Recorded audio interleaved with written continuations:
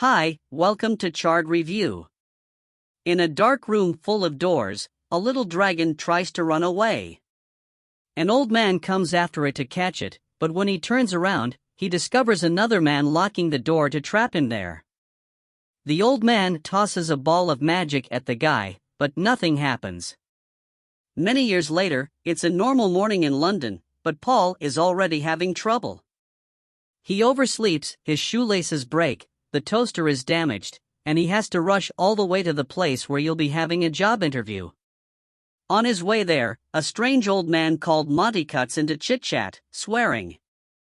He used to know Paul some time ago. Doesn't recognize him and ignores him for now, hurrying to get in line. At that moment, a small dog steals Paul's scarf, so he has to chase him down an alley. Suddenly he doesn't see the dog anymore, but there's a door that says applicants, so he decides to enter.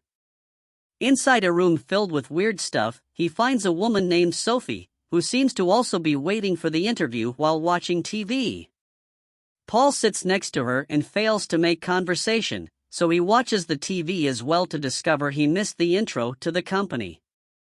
He still doesn't know what the job is, only that the company is called Wells & Co., the brochure on the table isn't helpful either, and only says feeling lucky.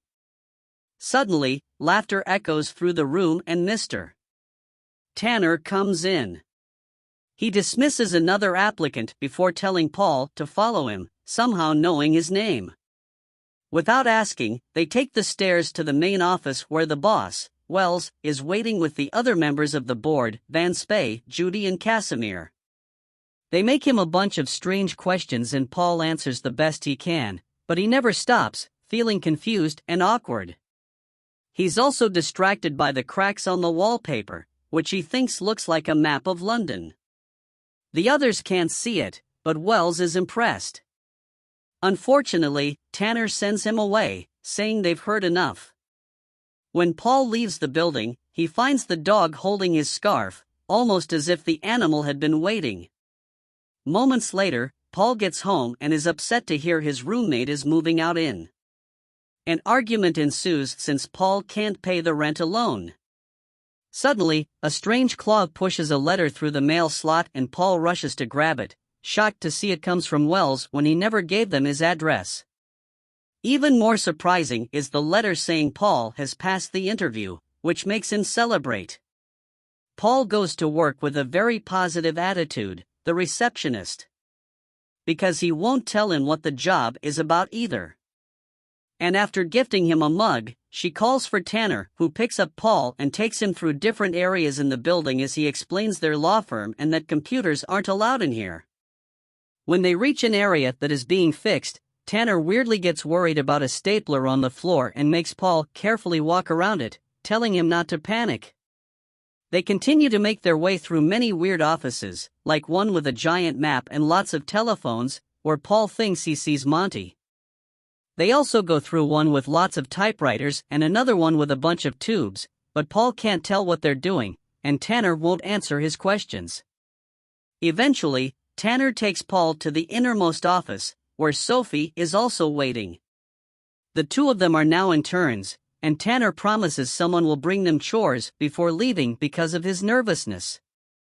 Paul keeps talking non-stop, but he's very awkward and Sophie isn't impressed. Suddenly a strange creature runs in the shadows, startling Paul out of his seat. He comes closer for a better look. He only sees a regular mouse at that moment. Rosie shows up and leaves them a bunch of maps saying they must circle the locations containing bauxite deposits. Paul doesn't know what he is doing, but he still spends the whole morning. Sophie inspecting the maps, the duo pauses for lunchtime and on their way downstairs Sophie says she wants to have coffee, which is weird because moments ago she said she didn't like it. Then they bump into Judy, who brings them to a park. Suddenly a sewer lid opens and a canister is thrown out, which Judy immediately picks up. Then she explains that the lady on the bench is reading Atonement, and when she reads about the character jumping into the fountain, Sophie needs to signal to her. Sophie can't help but ask how she can know where she's at in the book, so Judy tells her to stand in the bushes while she watches from afar. Sophie concentrates into her shock. She finds herself seeing what the woman sees as soon as the reader reaches the right part of the book. Sophie makes the signal and Judy moves her finger, causing the man sitting by the fountain to suddenly fall into the water. The lady on the bench hurries over to check on a romantic relationship soon begins. Judy praises Sophie for doing a good job, explaining that the man's parents had spent a lot of money to arrange for their son to marry the lady on the bench, but doing this way makes them believe it was destiny. A confused Paul asks what's going on, and Judy explains that Sophie is a seer, meaning his mind powers. Then Judy finally explains exactly what the company does. It turns out that most of Wells' employees are capable of magic. They're practical wizards who use their magic to serve the clients for money. Although Sophie's an intern, she already is on a completely different level from Paul, and Judy only takes Sophie with her. Paul returns to the attic office and has a sandwich while looking at the maps. When he moves his hand to brush off the bread crumbs, he feels a strange sensation in his palm. Curious, he begins moving his hand above the map, feeling the weird sensation and realizing changes are happening on the paper. At that moment, Wells enters the office and tells Paul to look straight ahead while continuing to feel the map with his palm. A current suddenly hits Paul's fingers, pointing to the location containing bauxite deposits. It seems that Paul also has supernatural abilities that allow him to detect where certain objects are located. Excited about this turn of events, Wells takes Paul to his own office while crossing a room full of printers. He explains that the company is critically fighting for its survival and they need a diviner to help everyone get back on track. Wells thinks Paul could be that diviner at the office. Tanner is waiting for them. And to get Paul on his side, Wells brings up Paul's irresponsible father, saying he totally understands how it feels. Wells' own father, the original company founder, forced his son to sign a contract selling his soul to control him forever. Wells understands Paul wants to prove himself, so he gives him an important job. Paul must find a portable door, but he can't tell anybody about this mission. Paul accepts, but before he can ask for clues or details, he's kicked out. Then Paul decides to search for the door in the company building, floor by floor, touching every wall, window, and door, to no avail. He's suddenly interrupted by Vance Bay, whose magic hair moves on its own while she speaks. She chit-chats and comes across as very friendly, but when she mentions illegal magic, her hair spells beware. After Paul leaves the door, nearby camouflages into a wall. Later, at home, Paul tries to sleep, only to suddenly be awakened by Casimir. His ability consists of controlling dreams, which means this isn't actually real. He wants to know why Wells hired Paul, but Paul keeps the secret as promised. Annoyed, Casimir uses magic to start bending Paul's leg to make his teeth all out and his ears to grow enormous. Although this is a dream, Paul's still terrified and can't help telling him the truth. Casimir explains that the portable door could open the Bank of the Dead and gets ready to leave. Paul for a moment thinks he's waking up, but this is still a dream and he's knocked down. The next day Sophie comes to work to find Rosie giving kisses to a stapler. Meanwhile Paul continues searching around the company building and sees the words Back of the Dead with an arrow spelled on the floor, with stapler fasteners following the arrow's direction. Paul goes downstairs and his hands quickly react to the energy on the walls, revealing some amazing artwork. Eventually he finds a dimly lit basement and a roll-up door with a message saying goblins. Only Paul opens the door anyway, but inside there's just an ordinary storeroom. Before he can inspect it thoroughly, Tanner shows up and kicks him out, saying he isn't allowed in there and advising Paul to quit before something horrible happens to him. In the meantime, Sophie continues to work with Judy, who keeps getting messages from the. Judy explains those hands belong to goblins who have been working with wizards for years and are capable to watch humans undetected for today's Judy makes Sophie sign a lost pet in a store so the owner can reunite with her cousin. In a few days, this lost dog turns out to be a picture of the dog with Paul's scarf back to Paul. He continues to search the building to no avail. When he returns to his office, he finds Tanner arguing with Sophie over some trouble with her contract. It's now time to go home, and on their way out, Sophie can't help stopping to eat a bunch of licorice, even though she said before that she hated it. Suddenly she starts to feel disgusted, and Paul takes her to a pub to have a drink and cleanse her mouth. They chat for a while only to end in an argument about who is doing better at the office.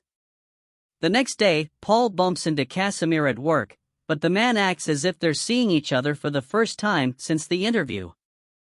Afterward, Paul takes the stairs and bumps into Monty, who admits he distracted Paul on purpose the other day so he would take this company's interview instead of his original one.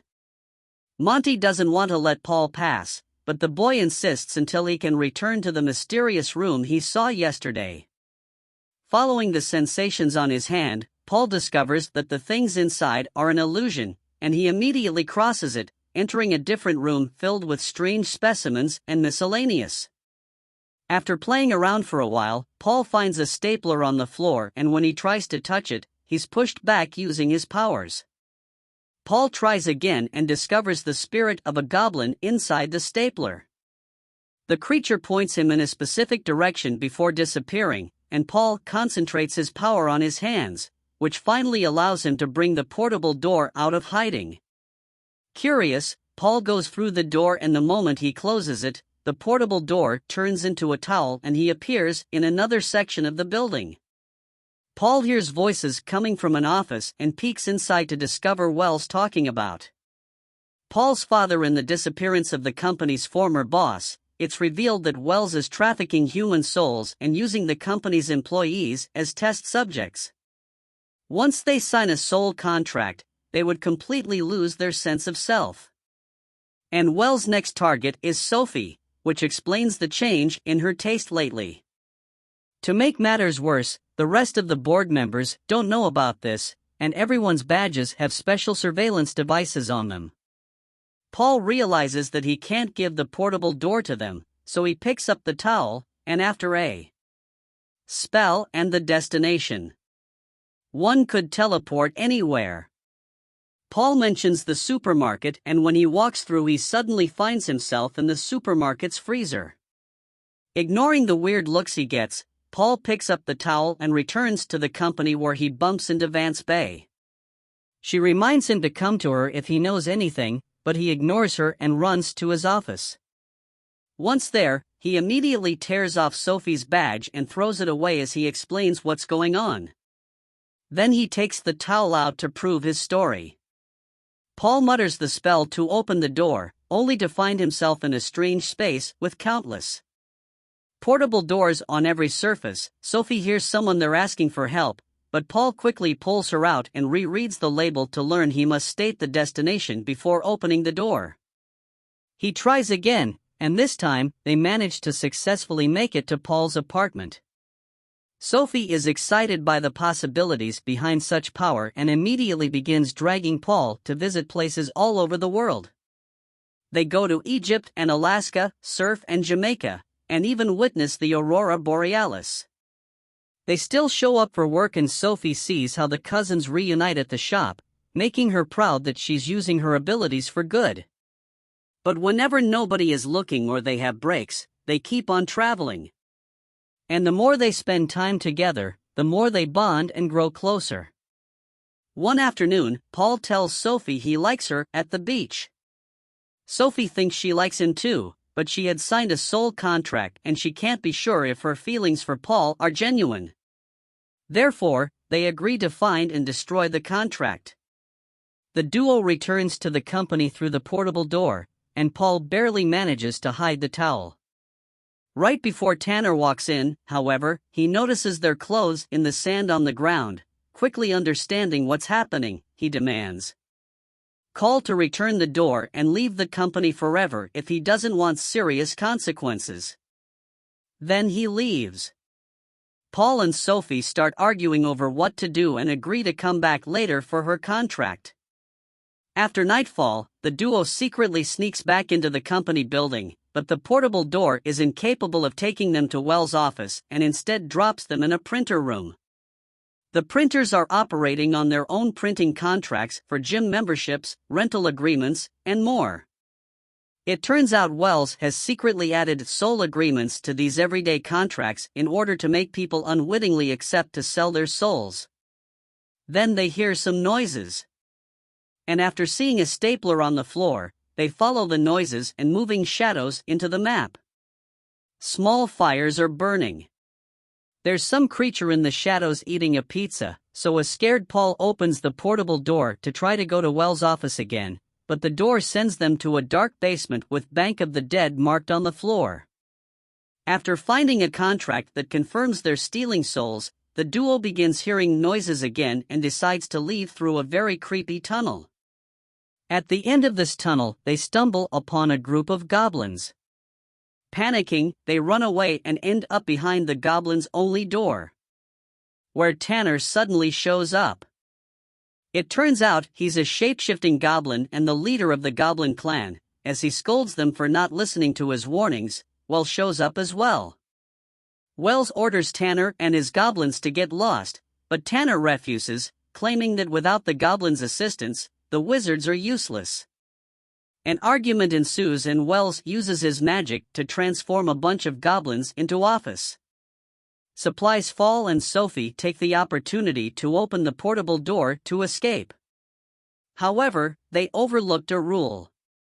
Whoever closes the door owns it, and as a result, Wells jumps on it to reclaim control. Now the duo is trapped in the space with all the doors, and suddenly they hear a voice. It's Wells Sr. It's revealed that years ago Wells lured his father to this place using a baby dragon, trapped him here, and then took over the company. Paul remembers Wells Sr. has a contract that should allow him to control his son. However, the man explains he can't use it because the soul contract must be deposited in the Bank of the Dead for it to take effect. Thinking they still have a chance, Paul begins looking for an exit. But there are doors everywhere. Wells Sr. says he has already tried and that all doors lead to emptiness. However, Paul concentrates on using his powers, and after lots of effort, he finally finds the exit. They come out on the streets and an excited Wells Sr. takes them back to the company, where he begins making plans. He asks Paul to take Wells' contract to the bank while he goes to confront his evil son, and Rosie goes to pick up her husband. The group rushes downstairs where the goblins are moving all the soul contracts away. Wells Sr. immediately finds his son to begin a fierce battle, during which they exchange dozens of magic attacks, destroying the room around them and causing the goblins to panic as magic energy flies all over the place. Gotta sneak around to retrieve the door, but Paul is knocked down and captured by a group of goblins.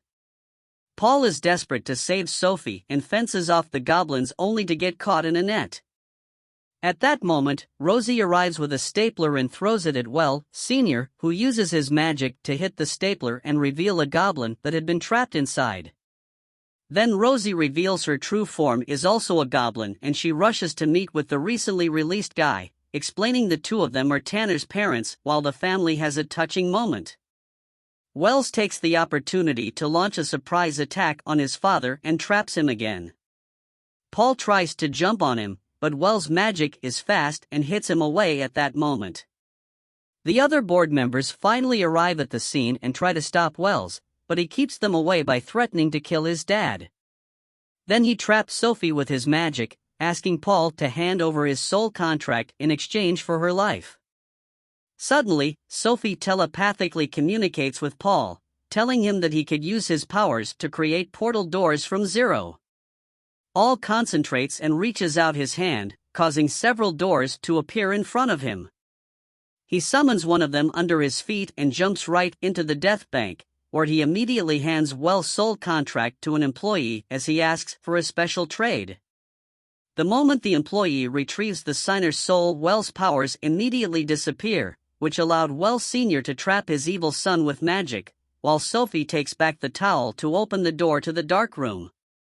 Then Wells Sr. locks his son inside his payback for what he went through the last few years. Afterward, Wells Sr. tears off the towel's usage instructions saying that the door would never open again. Sophie is worried about Paul, but he comes back with his own hours and he hands Sophie her own contract, which he got in exchange for Wells. As everyone celebrates, the duo finally kisses. Then Paul grabs the towel and tosses it inside a laundry truck so nobody can gain access to it again. In the end, the board has a meeting with Sophie and Paul to offer them permanent jobs. They both accept, and using her telepathy, Sophie tells Paul that her feelings are real, so they hold hands. Meanwhile, the towel makes it to a hotel where a mate accidentally says the spell. Make sure to subscribe and turn on notifications so you can watch more videos like this. Thanks for watching.